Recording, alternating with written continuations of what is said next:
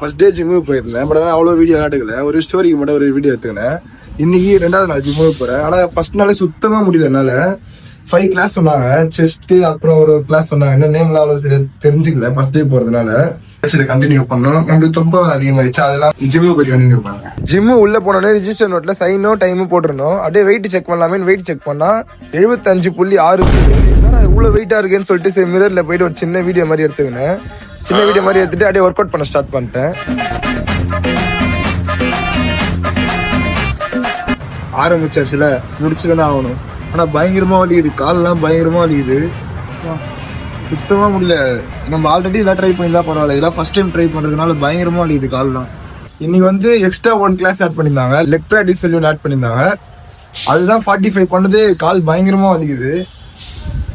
இதுக்கப்புறம் இன்னும் அதிகமா வந்துனே போகுது. பரவாயில்ல, இறங்கியாச்சு, பண்ணி தானே ஆகணும், பண்ணிடலாம். டே 2 இன்னைக்கு கம்ப்ளீட் பண்ணியாச்சு. ஆனா இது பயங்கரமா உடம்பு வலிக்குது. இருந்தாலும் பரவாயில்ல.